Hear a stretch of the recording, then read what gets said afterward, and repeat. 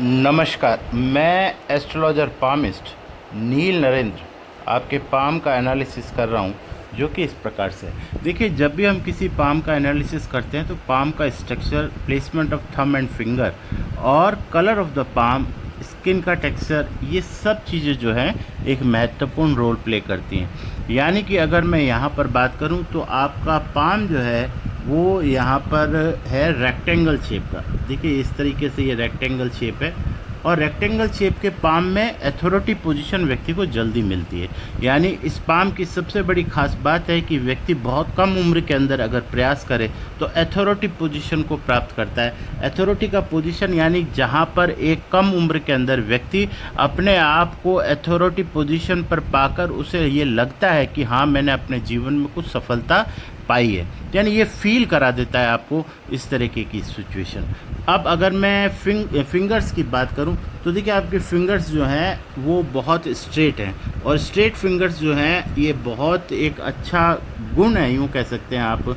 और साथ में जब यहाँ पर ये स्ट्रेट लाइन बनती है तो ये भी व्यक्ति के हाई आईक्यू को इंडिकेट करता है। दूसरी बात, थंब का जो प्लेसमेंट है वो आपका काफ़ी नीचे की तरफ है। थंब का प्लेसमेंट का मतलब क्या होता है कि जैसे यहाँ से अगर आप देखें और यहाँ के तक आप देखें तो ये जो स्पेस है ये जितना ज़्यादा होता है उतना यहाँ स्पेस ज़्यादा मिलता है प्लैनेट्स को, और प्लैनेट्स अपना कार्य अच्छे से कर पाते हैं। तो यहाँ पर ये स्थिति भी ठीक है कि आपका जो थंब है वो काफ़ी नीचे की ओर प्लेस्ड है, क्योंकि इस थंब को यदि आप इसके पास लाएंगे तो ये इस जॉइंट से ऊपर की ओर चला जाता है, जो कि अच्छी बात है। अब देखिए, यहाँ पर दूसरी जो इम्पोर्टेंट चीज़ है वो है पाम का कलर। पाम का कलर जो है वो आपका सिमेट्रिकल नहीं है। सिमेट्रिकल किस सेंस में कि ये पाम जो है वो रेडिश कैटेगरी में आता है। रेडिश का मतलब होता है रेडिश का मतलब लाल, रेड।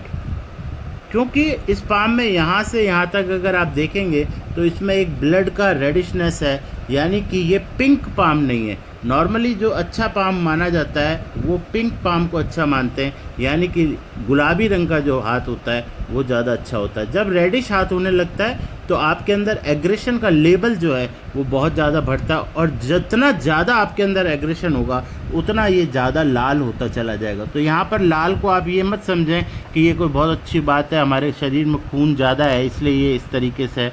यानी कि जब एग्रेशन लेवल ज़्यादा होता है तो हाथ का कलर जो है वो डार्क होने लगता है, यानी रेडिश होने लगता है। ऐसी स्थिति से बचना चाहिए। आपका हाथ हल्का पिंक रहे तो आपका मन और शरीर जो है वो संतुलित रहता है। अब देखिए, यहाँ पर प्लैनेट के प्लेसमेंट की अगर मैं बात करूँ तो यहाँ पर एक बहुत अच्छी युति जो है वो यहाँ पर आप देखेंगे कि इस जगह पर आपका पाम जो है वो एक जैसा हो रहा है। यानी कि ये है आपका मून और ये है आपका मार्स, और आप देखेंगे कि मून और मार्स की ये पोजीशन जो है वो हाथ के अंदर इकट्ठी हो रही है, यानी कि ये एक बहुत अच्छा साइन है। मैं आपको बता दूं कि आपके हाथ की जो सबसे बड़ी पॉजिटिविटी है वो है केवल the combination of moon and Mars. अब ये जो कॉम्बिनेशन 10th हाउस में आपके बनता है हॉरोस्कोप के हिसाब से, और 10th हाउस में इस योग को कहते हैं लक्ष्मी योग। अब देखिए, ये लक्ष्मी योग जो है इसको एप्लीकेबल करना यानी इसको एक्टिवेट करना बहुत आवश्यक है, और वो एक्टिवेशन होता है दो महत्वपूर्ण बातों से, जिसे आपको खास ख्याल रखना पड़ेगा। ये पॉजिटिविटी की बात मैं आपको पहले बता देता हूँ, जिससे आपको ये ना लगे कि भगवान ने आपको किसी विशेष योग्यता के साथ पैदा नहीं किया। देखिए, यहाँ पर ये जो चंद्र और मंगल का योग है ये आपके लाइफ में कैरियर और कैरियर से जो पैसा कमाने की जो क्षमता है उसको दिखाता है, और ये क्षमता इसमें काफ़ी अच्छी हद तक दिखाई दे रही है, क्योंकि हॉरोस्कोप के अंदर भी 11th हाउस जो है वो आपका बहुत स्ट्रांग है, और 11th हाउस के जो पॉइंट हैं वो इस बात का इंडिकेशन है कि यदि आप इस योग को एप्लीकेबल अपनी लाइफ में कर लेते हैं तो आपको ज़िंदगी में पैसे से संबंधित परेशानी नहीं आ सकती। अब इसके एप्लीकेशन में कहाँ प्रॉब्लम आती है ये मैं आपको बता देता हूँ। देखिए, जब भी ये योग एप्लीकेबल नहीं होता तो उसका एकमात्र कारण होता है, क्योंकि देखिए ये योग जो बन रहा है वो मून से बन रहा है, और मून होती है आपकी mother. If you are not having the good relation and the respect for your mother, इस कंडीशन में आपका ये योग जो है वो एप्लीकेबल नहीं होगा। Number 2, it is related with the Mars. Mars का मतलब हुआ कि मंगल, और मंगल का मतलब हुआ क्रोध यानी कि एंगर। यानी कि दो चीज़ें जब तक आप अपने जीवन में ठीक नहीं करेंगे, आपको ये भगवान ने जो नियति यानी भगवान ने आपको जो ये पॉजिटिविटी दी है, ये पॉजिटिविटी का आप पूरे जीवन में कभी सदुपयोग नहीं कर पाएंगे, कभी उसको अपने लाइफ में ट्रिगर नहीं कर पाएंगे या उसे एक्टिवेट नहीं कर पाएंगे। जिस योग के साथ आप पैदा हुए हैं उसी योग के साथ इसी दुनिया से निकल जाएंगे और आपको लगेगा, और बाद में जब आपको पता चलेगा तो बड़ा दुख होगा कि इतने अच्छे विशेष योग के साथ भगवान ने मुझे पैदा किया। लक्ष्मी योग किसी के भी हाथ में नहीं बनता, बहुत कम लोगों के हाथ में बनता है, और केवल इन दो चीज़ों की वजह से आदमी को जीवन में वो योग उतना एप्लीकेबल नहीं होता जितना उसका फ़ायदा उठाया जा सकता है। तो यहाँ मैं आपको स्ट्रिक्टली एक बात कहना चाहता हूँ, वो बात ये है कि सबसे पहली चीज़ तो आपको हर कंडीशन में, चाहे उसमें मदर की गलती हो चाहे ना हो, आपको अपना रिस्पेक्ट और अपना लव और अपना अफेक्शन और अपना रिलेशन जो है वो अपनी माँ के साथ बहुत अच्छा रखना पड़ेगा। इसमें इफ़ एंड बट वाली कोई गुंजाइश नहीं है। आप ये नहीं कह सकते कि मदर की तरफ से कोई कमी है, आपकी कमी हो चाहे ना हो। यदि आपको इस योग को एप्लीकेबल करना है तो वन साइडेड आपको रिलेशन मेंटेन करना पड़ेगा, और हर माँ अपने बच्चे से प्यार करती है, इसलिए ये रिलेशन हमेशा अगर आप चाहेंगे तो बहुत बेहतर बन जाएगा, और जितना ये बेहतर बनता जाएगा आप देखेंगे कि आपके जीवन में उतनी जल्दी खुशियाँ आनी शुरू हो जाएगी।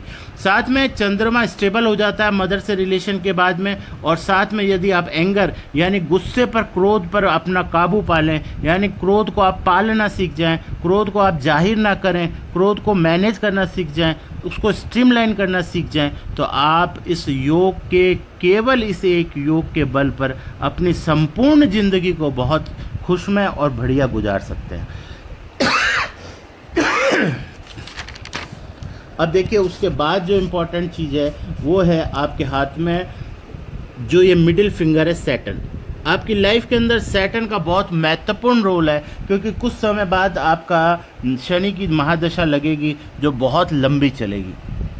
तो शनि की महादशा यानी कि आपकी पूरी जवानी और ये जो आगे का समय है ये पूरा सैटर्न के महादशा में जाने वाला है। और सैटर्न आपकी उंगली जो है ये प्रधान है। प्रधान का मतलब हुआ कि you are ruled by the planet Saturn and moon. अब मून के बारे में तो मैंने ऑलरेडी आपको बता दिया, क्योंकि आपका जो चंद्रमा है वो बहुत अच्छी स्थिति में है, वर्गोत्तम स्थिति में है, मार्स वर्गोत्तम स्थिति में है, यानी एक्स्ट्रा पावर के साथ में है। लेकिन अगर इस एक्स्ट्रा पावर को आपने मिस यूटिलाइज़ किया तो ये आपका योग एप्लीकेबल नहीं होगा। तो स्पष्ट रूप से मैंने आपको बताया। साथ में मैंने बताया कि अगर आप ये योग एप्लीकेबल कर लेते हैं तो बाकी जो हॉरोस्कोप की सिचुएशंस हैं वो सारी आपके फेवर में है। इसके लिए अगर आप ऐसा ना कर पाएँ तो बेहतरीन रेमेडी का इस्तेमाल करें, अच्छे स्पिरिचुअल और रेमेडीज़ को यूज़ करते हुए अपनी पर्सनैलिटी को निखारें, और जो बात मैंने आपको बताई है उसे ठीक करने का प्रयास करें। अब देखिए राहु का एक संबंध जो है वो आपका सन के साथ में है। राहु और सन का संबंध बनने से एक पितृ दोष एप्लीकेबल हो जाता है, यानी the combination of sun and Rahu, जिसकी वजह से जीवन में परेशानी आती है। ये जब कॉम्बिनेशन बनता है तो मोस्ट ऑफ द घर के मेंबर्स में ये एक कॉमन एक दोष होता है जो सबको के ऊपर अप्लाई होता है, और उसकी वजह से घर में जो प्रॉब्लम्स होती हैं वो सबके ऊपर सेम एप्लीकेबल होती हैं। यानी कि उस एक प्रॉब्लम की वजह से पूरा घर डिस्टर्ब होता है। यानी कि इस तरह की स्थिति जब पैदा होती है तो किसी भी व्यक्ति के साथ समस्या पूरे घर की समस्या बन जाती है। इसे बोलते हैं पितृदोष। इसमें आपका क्या, एजुकेशन जो है चलते चलते डिस्टर्ब हो जाना, अच्छी नौकरी लगकर छूट जाना, पढ़ाई में या कोई अपॉर्चुनिटी हाथ से निकल जाना, और अपने आप को स्टेबल नहीं कर पाते, आप अपने आप को समझ ही नहीं पाते कि आप हैं क्या। ये सारी जो प्रॉब्लम्स होती है वो राहु और सन की वजह से आती है, क्योंकि सन नेम, फेम और मनी का कारक है। नेम, फेम और मनी का कारक है। जब ये ही एप्लीकेबल नहीं होता और राहु के प्रभाव में होता है तो आपको नेम, फेम, मनी मिलने में बड़ी समस्या होती है। तो यहाँ हमें राहु को, क्योंकि राहु आपका थोड़ा सा नीचे centre of the place Rahu होता है, ये नीचे की तरफ गया हुआ है, इसका मतलब राहु से आपके बहुत सारे प्लैनेट अफेक्टेड हैं। उनमें से जो प्लैनेट मैं आपको बता रहा हूँ, सन एंड द मरकरी, ये दो महत्वपूर्ण प्लैनेट है। यदि अगर आप अपने इस राहु को कंट्रोल नहीं करेंगे तो आपका जो कम्युनिकेशन का लेवल जो है, ये कम्युनिकेशन की जो क्वालिटी है वो गिर जाएगी। यानी आप अच्छे शब्दों की जगह ख़राब शब्दों का इस्तेमाल करने लगेंगे और साथ में आपकी ऑरा जो है वो डिक्रीज़ हो जाती है, जिसकी वजह से आपका प्रभाव सामने वाले व्यक्ति पर पड़ना कम हो जाता है और आप देखते हैं कि बाहर की दुनिया में भी आपकी रिस्पेक्ट उतनी नहीं होती जिसके आप लायक हैं। तो इसके लिए आपको राहु की रेमेडी करनी अति आवश्यक है, जिससे कि आप राहु के साथ में अपने सन को भी स्ट्रॉन्ग करके नेम फेम मनी को प्राप्त करें। साथ में जो मैंने आपको बताया लक्ष्मी योग, जो चंद्रमा और मून से बन रहा है, जो आपका सबसे पॉजिटिव पार्ट है, इसे भी एक्टिवेट करने के लिए पूरी कोशिश कीजिएगा। यदि आप ऐसा कर लेते हैं तो निश्चित मानिएगा कि आपको दोबारा पलट कर देखने की ज़रूरत नहीं है। पूरी ज़िंदगी में हर चीज़ जो है वो आपके मुताबिक होगी, आपके अनुसार होगी। यदि आप इसे देखो, अभी अगर आप गौर करेंगे तो ये पार्ट जो है आपका, यहाँ पर ये जो पार्ट मैं राउंड कर रहा हूँ, ये आपका नीचे की ओर डिफ्लेक्टेड है। और ये डिफ्लेक्शन इसी वजह से है क्योंकि मून को जितनी पॉजिटिविटी चाहिए उतनी आप दे नहीं रहे हैं। यानी आपके और मदर के बीच में, आपके और फादर के बीच में जो एक पॉजिटिविटी का जो हमारे मतलब जिसे हम कहते हैं कि हमें डीएनए के थ्रू पावर मिलती है, ऊर्जा मिलती है, उस ऊर्जा में जब कमी आने लगती है उसे ही पितृदोष कहते हैं। और यदि आप इसे ठीक कर लेते हैं राहु को ठीक करके, राहु की रेमेडी करके, तो आप निश्चित तौर पर यकीन मानिएगा कि आपको जीवन में तरक्की करने से कोई नहीं रोक पाएगा। तो ये बहुत छोटी छोटी बातें मैं यहाँ आपको समझा रहा हूँ। अगर ये बात आपके समझ में आ गई तो मैं निश्चित तौर पर कह सकता हूँ कि आपका जीवन बेहतर होगा। यदि आप इन 2 पॉइंट्स जो मैंने यहाँ समझाने की कोशिश की, अगर इस पर आप कोई काम नहीं करते तो मैं समझता हूँ कि ज़िंदगी में फिर आपकी परेशानियों की भी कोई कमी नहीं होगी। Thank you very much. Radhe Radhe.